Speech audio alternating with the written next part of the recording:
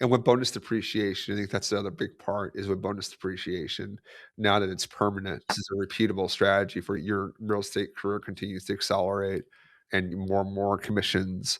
That tax liability is going to be there. Why give a third of it to Uncle Sam if you can defer some of that, save some of those taxes by buying on a short-term rental? So I think that's another really powerful difference now or strategy now because the tax law is so different. Before bonus depreciation was going to go away, now it's 100% and it's permanent. So this is now a repeatable strategy. So if you expect to earn income, or you and your family, your spouse expects to earn income, and then you want to reduce some of the tax burden, this candidly is the only real way to do it legally if you are a W-2 earner. If you believe real estate is a good place to build your wealth and you want to save taxes, there's really no better way.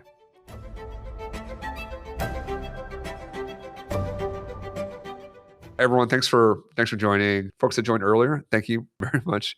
It's always cool to see people kind of join early, and you kind of just see from me and Ann Marie's interaction, like we really, she's not just a client, like we're friends, and she lives here in New York. Been able to see her in person and develop a much closer relationship, and help each other in different ways. So I'm really excited for her to join me tonight. So again, thank you for joining. Of course. Thank you. Yeah, do you want to just kind of quickly? Do you want to just introduce yourself to the audience? Sure. Hi, everyone. I'm Ann Marie Folan. I live in New York City. I'm a mom of a beautiful 17-year-old daughter, Kiva Marie, and we're just getting ready now. We're on the college process. So I got a lot going on in my life. I have a real estate background. I'm a New York City real estate broker. I'm a former Wall Street real estate attorney, which I had done for 5 years before I had my daughter. But I didn't really like the grind of Wall Street and the hustle. So I came back into real estate sales here in Manhattan, and I'm a prominent broker. And I have 5 short-term rentals. 4 are in the Hamptons, and one is in the Catskills. Just enjoying the journey. You are very prominent real estate agent here in Manhattan. So, and if anyone ever looking to buy a place in Manhattan, Ann Marie's the best broker out there.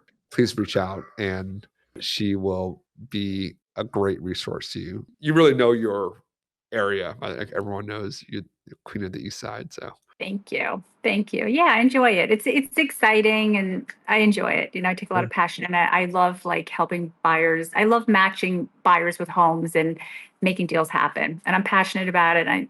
Yeah, it's kind of I don't want to say it's easy, but I know it's my path. Like that's what I'm meant to do. I'm good at it. And when you do something that you enjoy, it's like doesn't feel like work. It's like you're working, you're doing something, but it's not like when you're not enjoying something where you just Right. feel like you're just in that grind where you're just Yes. kind of elevated state. And as this and I kind of found short-term rentals, and I think we're lucky enough to do it as a couple.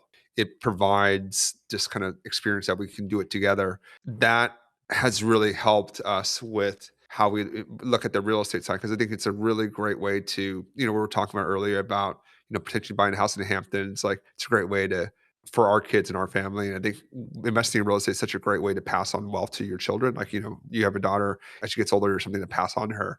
You already came from a very successful background and you had a number of houses in the Hamptons. When you first joined the program, like why join the program? You already had a few short-term rentals already. And you are obviously like super intelligent about real estate and well educated. Kind of why invest the money and the time to do something like this? You don't know what you don't know. And while I have, an extensive real estate background, learning how to navigate the short-term rental properties, like there's a formula to it. And I really didn't know it. I kind of stumbled onto the short-term rental journey. I had basically bought my first house as like a weekend house in 2015. But it wasn't until about 2019 where I started like opportunistically doing some rentals on it. And I started seeing some of the money I'd get, just doing 2-week rentals, for example. But then 2020 COVID happened and I saw what happened that summer. And I was renting my house every week, and every week the price was just jumping it was insanity over COVID. So once I got into COVID, I realized there's something here. I need to learn how to master this. But I didn't really know anything about it. I just, made, let's say maybe 100 or 125 that summer. That was a lot of money for me just to be making in a summer, but come Labor Day, I didn't realize that there's a full market to be taking advantage of, to be renting. I just assumed that the Hamptons was over Labor Day. And so as I was watching, your videos, I was realizing like I wasn't really making cash flow on on my property. And I think when I reached out to you, I think I was on my second property, right, in the Yeah. Hamptons in Forwood. So like I was kind of like I'm very successful in real estate. So my houses in the Hamptons were expensive to maintain. Like the pool is expensive, the landscaping, there's always the contractors, everything you do in the Hamptons is expensive. So I was taking a lot of my real estate income and kind of like throwing it to keep these houses going. And it was getting stressful. I have my daughter in private school. I live in Manhattan. Even if you're successful, when you're just throwing money out the window to keep houses going, it was getting stressful. So I had been watching your videos for a while, and I realized that I knew that you had like a roadmap to success. And I'm a big believer that whenever you want to achieve something, success leaves clues. So you basically have to find someone who has achieved what you want to achieve and mentor with them and literally copy their formula. Like there's a playbook to it. And so I had like looked at all of the people out there, but what resonated about you and Liz is I really liked the professional background that you both have.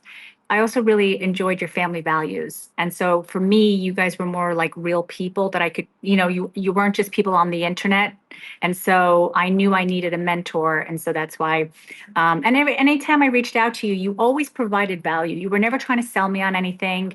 You gave me advice. Actually, before I even joined, you were telling me to do a games room. You were telling me what to do. But at that point, I didn't fully understand. But once I opened up to mentorship, it's obvious it was a game changer for me. I remember, like, when we first met at your house, Yep. and then we walked through and thank you for that. It's that was extremely kind of you to say that. Liz and I have obviously enjoyed really working with you and seeing your growth. And guys, we're gonna share some numbers with you guys to put a lot of this in context. But I remember going to your house, it was like, "This is a really, really nice house." And then I looked in your garage, I was like, "Why is there a storage unit in the Hamptons?" I don't understand that. I remember when I was like, "This could be done so much more. You're already paying for this." And I remember you looked at me, you're like, "So my girlfriend's like," I think it was like a VW Bug or something, or Mhm. one of Yep. those buses. She's like, "Oh, it's my friend's," and like, down to heart and tell her, I was like, "That's like 50 grand a year there." Yep. Yeah. And it's like, like you said, it's those things that, you don't know what you don't know, and, it's like, it's just a garage. I'm sure there's tons of those in the Hamptons, and now you're like, now it's a cash flowing asset for you. Well, first of all, let me do this first. Your I mean, house. that garage conversion changed that house, which I was really kind of like, I had so many like bills with it. I was struggling with it. It just books off the hook because of that garage, and Liz's design, when she mentioned the golf simulator, these little things that I think makes my house. I mean, I look at the numbers, Michael. If you've looked at my neighbors, I make more money than all of them out there. I know, I know, we looked. So, here is the garage slash game room. So, Emery was nice enough to welcome us into her home. My family and I, we stayed there for the weekend, and we were just thinking, I was like, there's, like, so much potential here. This is now an awesome game room, and, I just wanna just highlighting, like, there's just things that in short-term rental that it may not just be apparent, but, or it may seem like space that can't be used or is not valuable, but it absolutely, with the right design and the right operations, can really make a lot of money for you. And I think this is where just transforming this part here and then the redesign has really elevated this property. I love this house, by the way. Yeah, me too. I love it. Yeah. I wanted to tell the story behind that because that was like, it's your house. You should tell the story. That one just kind of flew into my lap. It was the end of summer 2022. It was like August 22. On Zillow, my brother-in-law was just looking at prices and he goes, Anne Marie, there's a house under $1 million in your neighborhood. I go, give me that. Let me see that.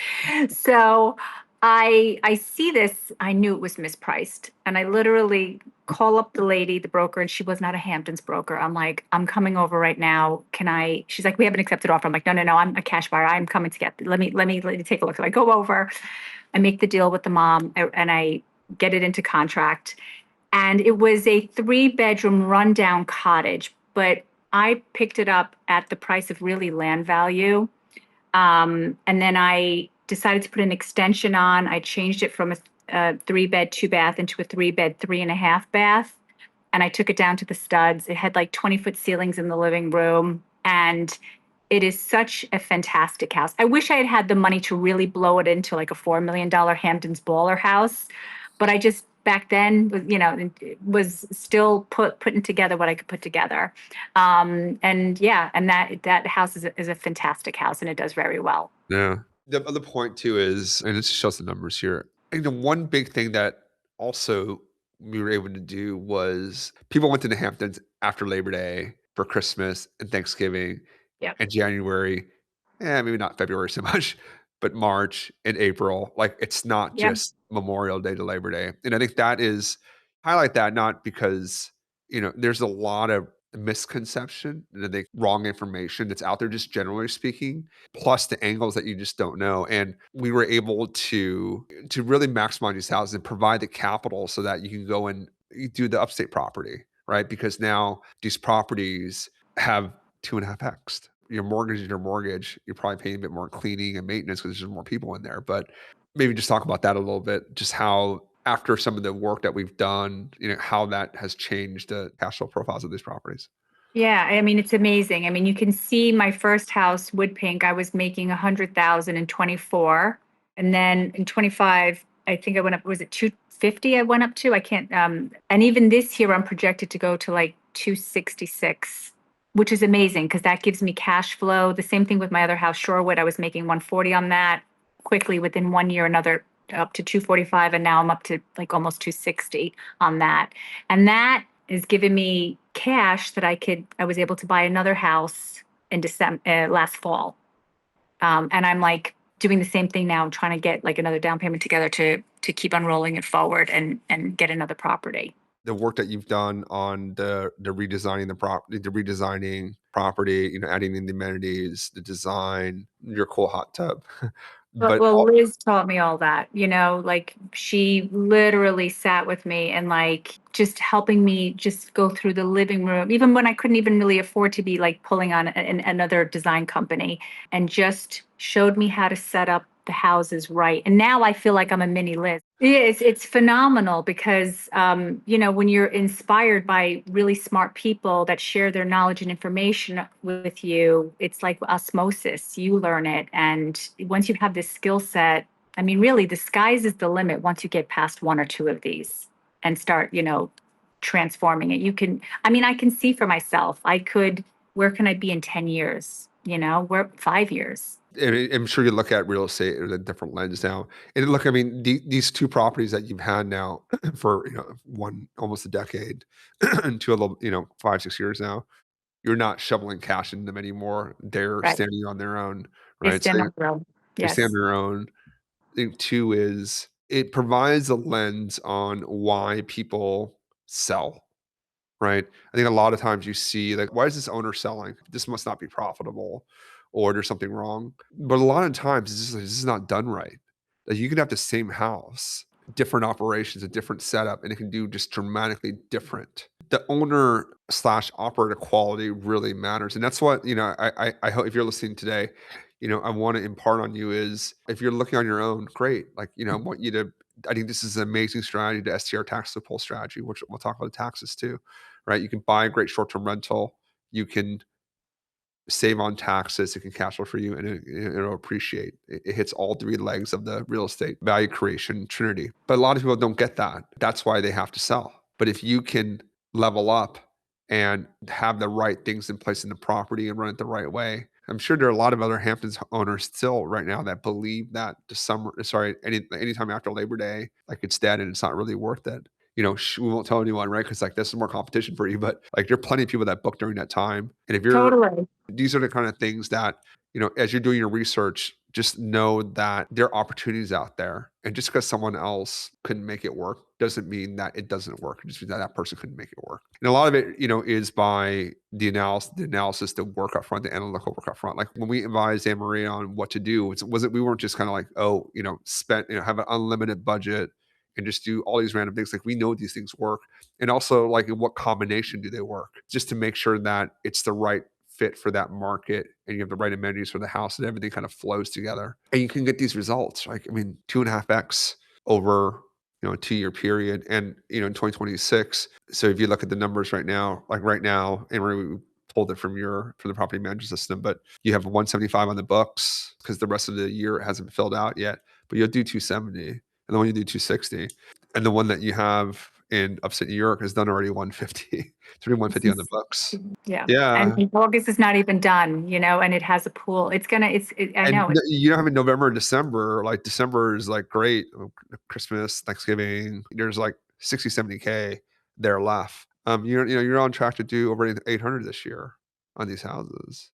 Let's talk about the taxes. yeah, How's that been with our favorite CPA? phenomenal. Just on the house I bought in December, I have a $220,000 tax savings from that house.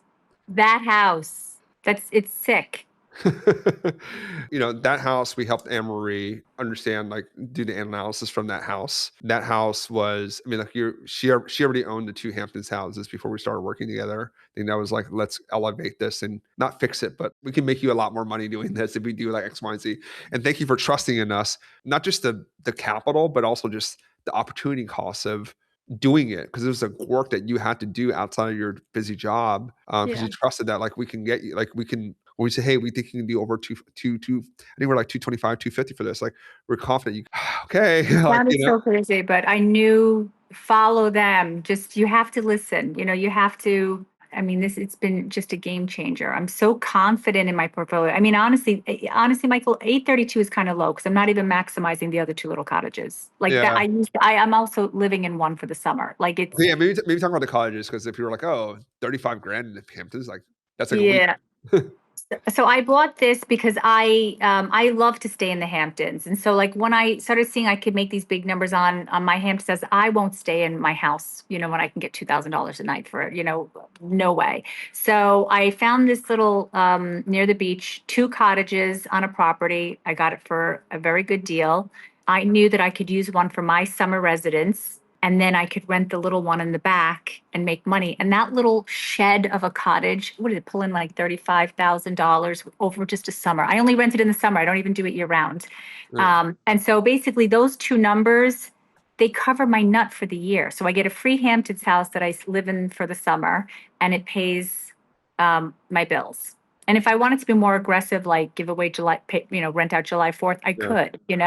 And I may this year, but when I have my daughter, I won't. No, But no, she's gonna go to yeah, school. So, Anne Marie's working with my personal CPA, and you get access to that person, do the mentorship program. Was it a difficult process to get not the at tax? all. No, not at You all. know, You do a cost segregation analysis. It's pretty simple. They give you the company, you do a video for the company, and they do a nice report. You give it to David, you know, and then very simple. I may have spent an hour, maybe 2 hours. yeah. I don't think you cost segged it. Did you cost seg the Codgers?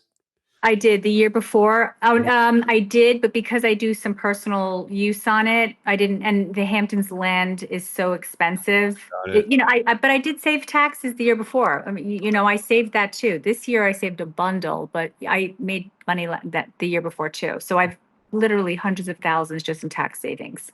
Houses in high cost areas like the Hamptons by the beach, like, the land value is high, so those generally don't work that well for the tax side. So it's not efficient. It's not as efficient. The way the taxes work is the purchase price of the property less the land value is your depreciable basis. So that depreciable basis is what is going to drive your tax savings. So the higher the land value, the lower your depreciable basis will be.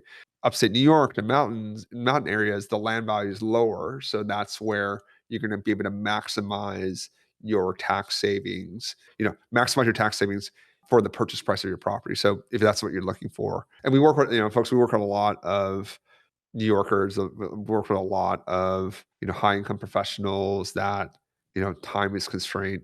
If you're looking to do this, how do you value your time? Right? I think it's one, you're obviously smart, you can figure it out, but how long is it going to take you to figure it out? The mistakes you make along the way. Anne Marie, I'm sure, could have figured it out, but instead of taking 2, 3 years and probably some more mistakes along the way, in 2.5 years, we've been able to, double over 2.5 times her existing portfolio, help her find a great property up in upstate New York. I'm too busy, and, I'm mad that I didn't start a year earlier. Do you know what I mean? I would have, like a year earlier, it would have been even more crazy when I first reached out to you. Yeah. And then how are you thinking about 2020? Are you looking to buy this year? Are you buying another one this year or next year? That's my definitely within a year. So I definitely want to do another one. I did just see something else that I just came across my lap, and I'm like quickly looking at it, but yes, I definitely want to get another one because I know I'm close to I want to make my portfolio like a million. And I know I'm just one house away from You're that. 1 house So away from it. yeah, I'm one house. So I'm like, that's easy. That's easy, and then I know I will reset my goal because after that, I'm going to want to keep going. I'm Yeah. not throwing in the towel. College is expensive too, right? So, and with bonus depreciation, I think that's the other big part is with bonus depreciation, now that it's permanent, Yeah. this is a repeatable strategy for you guys. Your real estate career continues to accelerate and you have more, more and more commissions, that tax liability is going to be there. So, why give a third of it to Uncle Sam if you can defer some of that, save some of those taxes by buying on a short-term rental? So I think that's another, really powerful difference now or strategy now because the tax law is so different. Before bonus depreciation was going to go away, now it's 100% and it's permanent. So this is now a repeatable strategy. You learn it once, you do it once, Anne Marie, like do it once or do it twice. Like you get the hang of it, and then you can just do it yourself in the future. So if you expect to earn income, or you and your family, your spouse expect to earn income, and then you want to save some of that, reduce some of the tax burden, this candidly is the only real way to do it legally if you are a W-2 earner, right? The way we think about it is if you want to buy real estate, if you believe real estate's is a good place to build your wealth and you want to save taxes, there's really no better way. There's some more detail here, but these are actual numbers from Host Away. And look, this is 250, these are actual at 255, 70% occupancy rate. Every stay is $3,700, $3,600. I mean, these are like just real numbers. 245K, 68%. This is you're taking a little fewer nights, but average stay is like as your average revenue per stay is much higher. And you're seeing like October, good. November slower, December, good. February is the worst. But here, even outside of the peak summer days, right? Like they really, really do really, really well. I mean, you had a $60,000. April was 60. Sorry, August is $60,000. So it's pretty neat. And I think we started last year in July, right? So you weren't even fully optimized that Right. yet. So Right. expect you to lap this. And then this is the upstate Catskills. property, right? The Catskills property. This is only from December because you started in December. I think these numbers will definitely come back up. Just they will come up next year or this year. Yeah. You started later in the year. December. Get the book. December 8th. So you didn't have the reviews, but this should be. My January and February are amazing for us. There, we're in the same market. There's probably like 10, 12K here that you'll get next year. But look at your July, 30K. I mean, that's June in the Yes. Hamptons. Yes. It's exactly. You It's know what like I a mean? It's June Hamptons in price. yeah, Yes. this is June in Hampton, and you're not paying Hamptons prices or paying Hamptons like OpEx. Like this is Catskills OpEx, and look at the profit you're making. You still have days to fill out here, so this is a great house. I mean, 47% occupied, and you did 170 already. Like this will blow. I think we're talking like two ish. I mean, this will blow like 225 easily, and Could it get you have 250, Michael? zero. Did You he have get you get zero, two? huh? I want to see it get 250. Can you get 250? Well, I'm maybe next year aggressive. because I think this will. I mean, these will do better just because you were just starting out. You get that Yeah. great December booking, and then didn't really perform. I think these should be better, but you still have August, these are October and November, and those will crush. December will crush. So I think 225. I think is in the bag here. So I'm excited to. Well, we'll do this again next year, and I'm excited to see those numbers. Oh, And also just like quality matters, folks, right? If you're not willing to invest in the short-term rental, if you want to just buy something that's like very kind of average property and not do anything to it, it's going to be hard for you. To be candid, it might not be the right fit because right now the quality is really, really, really important. That is where you want to be in the market. And if you are looking to, create this business for yourself. You want to be sustainable. That's what's going to really kind of move the needle for you. Um, Look, some of the, I'm seeing some of the questions here. Some of these are kind of private information for Ann Marie, so I won't, obviously I'm not going to kind of divulge your information, but we can give some high level guidance. But why don't we go do some of the questions right now? Actually, this is a good one here from Janie. Why did you choose the Catskills, Ann Marie? Because my mentor, success leaves clues. My mentor's a genius. That's why. Okay. Besides, but was there any other reason why that you chose Um, Catskills? Because, like, what? You know what? I was really, I think, because was looking for to expand. So the Hamptons is very seasonal. The nice thing about the Catskills, it balances out my portfolio. So the high season is the ski season. So that was interesting to me. Also, the expenses are cheaper than the Hamptons. I was looking for a potential market. I love the Hamptons and it's great, but it is very expensive to operate there. So you have to have the capital to keep up in the Hamptons market. Really, you see my numbers on the Catskills houses, which is like half the value of one of my Hamptons houses, and they're making similar numbers. So it's Yeah. like a no-brainer. Actually, here, if people are asking purchase price, we would just talk about this a little bit. So, if Yeah. you kind of like, what's the market value of? Okay. So wood pink would be about 2 million. Shorewood, that has to be Right? 2.3 million. Oh, you think three? Oh, I like Uh, Michael. Where you go. Well, it's only I a said, three I said bedroom. two five. I was Oh, gonna you say two said two. five. Yeah, that's how I feel. Me and my friend were arguing about it. I think 2.52, and he's like, "Yeah, it's small." Yeah, but you know what? I like where you're going. Let's put it at 2.5. But it's 2.3 to 2.5 range, and I wouldn't let it go under 2.5, just so we're clear. So, and then the two cottages, I put some investments into them. They have to be about 1.3 now, and I bought those for Really? none. Wow. Yes, they're right next to the beach, and I put in a new kitchen and bathroom, and it's sweet. And then the house, I got that for 1.1, and that's got to be 1.3, Yeah, maybe I think more. so. Yeah, Yeah. I think 1.3. Yeah, I think 1.3. So yeah, so folks, those are numbers of the houses. Okay. I see, questions here on OpEx. Can we see a full balance sheet? So Thomas, I appreciate the question. I need to protect people's privacy and protect people's investments. We're shy away from direct numbers. OpEx is going to be a lot. OpEx generally lower in mountain markets than very high cost markets like the Hamptons. Generally speaking, you're looking at OpEx around like 45%. 40 to 45%, depending on how well that you operate, how efficient that you are. So that is something that if you're trying to model it out, that's kind of the range that I would recommend using. Did you use a designer? Oh, hey Lima, how are you? So Did you my use? designer was Liz Chang. So she helped me with Shorewood and Shorewood and Wood Pink. And then I used a designer, but I have to tell you, I pivoted a lot, and I had called Liz to help me recalibrate on some things that I just for personal preferences.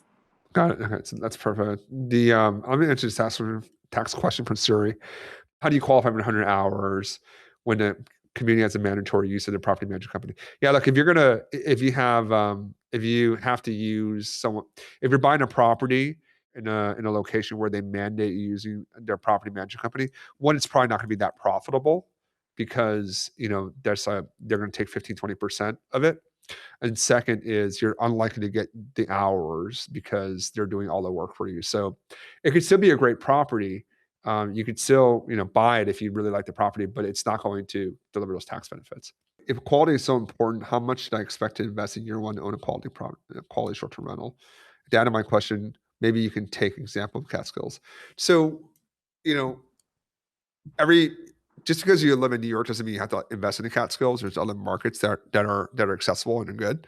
Um, but what we recommend is at least having $125,000 in investable capital that you're actually able to invest in order to embark on short-term rentals and be able to do it in a way that is going to be kind of long-term durable for you. So having that amount of capital is going to be, I think the minimum. I mean, the more the better.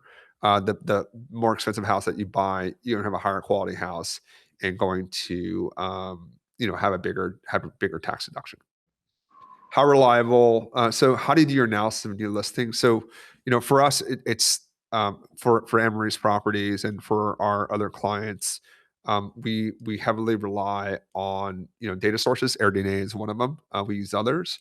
It's also our experience in these markets, our network in these markets. We have a lot of people that already operating there. So we have their numbers. We have clients that are in there. So we have their numbers, and we talk with we talk with the brokers consistently. So we know like what markets are working, what markets are being more challenged right now. So, data is important, but it's historical. We're seeing historical data, right? So it's obviously like one part of the picture, but you also want to see how people's bookings are looking. You want to see what people on the ground, like how things are looking on the ground, how their booking windows are. So that's how we come up with our analysis is we're analyzing the retrospective data, but we're also taking a more perspective view on what's going on in the market, how our booking trends looking, to inform our analysis. So Magda, here's a good question. Actually, Magda, it's a really good question. So if you write off the depreciation the first year, right, which is what happens here with bonus depreciation, how do you save taxes in the following year? So you save taxes in the following. There's two ways you save taxes in the following year. One is you still have depreciation left in the property. You're accelerating a lot of it, but there's still remaining depreciation. So that depreciation can be used to offset the profits of that property. That's one. Two is now with the short-term rental tax loophole, that bonus depreciation is permanent. The goal is you continue to grow your portfolio and add on to your portfolio, buy the second one. Now you have the systems, the experience, the processes in place that you can buy another one. And that's how you're going to continue to save taxes. None of these are arbitrage units. So in order for you to get these tax benefits, you have to buy the property. Arbitrage is rentals, not buying. I think two last questions here. So can you refer a good STR CPA? So we have a CPA that is only for our program members. He's my personal CPA, so he's constrained, so we can't share him more broadly. But we have we have a CPA firm that we can refer you to that works with other clients that we know they're good, and they can help you. So if you want to send us a note there, we're happy to make the introduction for you. As you look at, kind of from your seat as now an experienced operator, you have 5 properties, close to $1 million a year. As you look back, like maybe what would you tell your 2024 Ann Marie to 2 years ago? Like, what would you tell that person? What If this? you're curious and you're excited about real estate, and I'm passionate about real estate. I love real estate. Go for it. You have to take the leap. Everybody I know, and I've been in the real estate game a long time, everyone I know that's wealthy, they all have real estate.